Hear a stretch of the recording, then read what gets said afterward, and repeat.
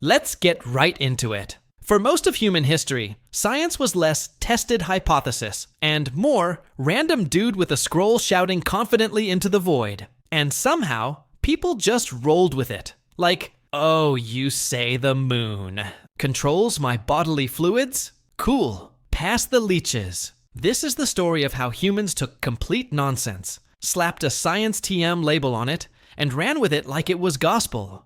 Buckle up, because we're about to drag 9 scientific truths that society clung to like a toddler with a security blanket, except the blanket is full of medieval diseases and bad life choices.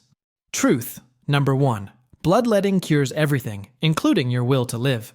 Let's start with a classic, bloodletting. The idea was simple. If you're sick, it's because your bodily fluids are out of balance. And what's the solution? Obviously, remove some of that pesky blood. Feeling dizzy? Let's take a pint. Got a cold? Let's drain half your circulatory system. Stubbed your toe? Better bleed you before the demons settle in. This was so widely accepted that even George Washington, literal first president of the United States, got bloodlet to death. Like, imagine going to the doctor for a sore throat and leaving with a medieval oil change. Science. Truth number 2. The wandering womb theory. Uterus on the loose. But don't worry, if you didn't bleed to death, maybe your uterus would float away. Oh yes, the wandering womb theory. Ancient Greek doctors thought that the female uterus had the same behavior as a confused Roomba, just floating around the body and bumping into organs, causing hysteria. If a woman was emotional, tired, or just had opinions, it was probably because her uterus was doing parkour in her chest cavity. And the treatment? Smelling salts to lure it back into place, like a dog that ran off into the backyard. Here, uterus, come back down to the pelvis. Truth number 3. Women have fewer teeth than men, according to Aristotle's guesswork. And while we're dragging ancient geniuses, let's talk about Aristotle. Big brain guy, philosopher, invented logic, but apparently never counted his wife's teeth. This dude confidently declared that women had fewer teeth than men. Not because he checked. No, because vibes, I guess. No one thought to open a mouth and count. Just blind trust in bearded wisdom. You'd think the guy who invented deductive reasoning would have, deduced. Truth number 4. Babies don't feel pain, because science said so. Fast forward a few centuries, and we arrive at another gem. The belief that babies don't feel pain. You heard that right. For decades, hospitals would perform surgery on newborns with little to no anesthesia, because doctors believed their nervous systems weren't developed enough to register pain. So you've got literal infants being sliced open, while medical professionals are like, he's fine, he can't even walk yet. Meanwhile, the baby is probably like, sir, I am experiencing extreme discomfort. Truth number 5, phrenology. Reading your personality through skull bumps.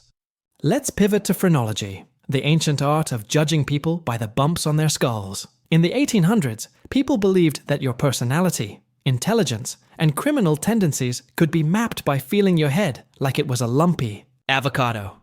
Big forehead? You're a genius. Weird bump behind your ear? Oh no, you're probably a thief. Employers used this to decide who to hire. Courts used it to decide who to sentence. It was racism, classism, and pseudoscience all rolled into one convenient excuse. Basically the OG LinkedIn endorsements, but make it skull-shaped. Truth number 6. Eating people gives you powers and a deadly brain disease. And then there's the delightful tale of cannibalism for health. In several cultures, it was believed that eating human flesh or drinking blood could transfer strength, youth, or wisdom. Because obviously, if you want to get smarter, eat Steve. What could go wrong? Oh right, Kuru, a horrifying degenerative brain disease that comes from consuming human brains. The science community was like, you're doing what with the corpses? Yeah, maybe don't do that. Truth number 7, luminiferous ether, the magical space air that never existed. But science didn't stop at eating people. No. It also invented a magical substance called luminiferous ether. This was supposed to be the invisible, undetectable substance that filled space and allowed light to travel. Basically, we don't understand light, so let's say there's invisible space juice. It was taught in universities. People did full-on experiments. Spoiler, ether doesn't exist. It was the scientific version of because I said so. Truth, number 8. Masturbation will kill you or turn you into a goblin. And then we have one of humanity's favorite villains, masturbation. According to 18th and 19th century science, jerking off would make you go blind, insane, infertile, hairy, weak, criminal, and, my personal favorite, spontaneously combust. This led to a wave of bizarre cures, including metal cages, electric shocks, and moral panic so intense it would make a nun blush, all because someone couldn't handle the idea of people having fun by themselves. It was less science, more Victorian BuzzFeed listicle. 10 ways masturbation will ruin your life. Number 7 will shock you. Truth, number 9. You only use 10% of your brain. And finally, the classic. The idea that humans only use 10% of their brain. This is possibly the most enduring fake science fact of all time. It's been in movies, self-help books, TED Talks, everywhere. The idea is that if you just unlock the other 90%, you'll be able to fly, learn 18 languages, and do math without crying. Spoiler, we use 100% of our brain, just not all at once. The 10% myth is like saying you only use 10% of your phone because you're not constantly on Bluetooth, Wi-Fi, flashlight, and GPS while ordering Uber Eats and filming a TikTok at the same time.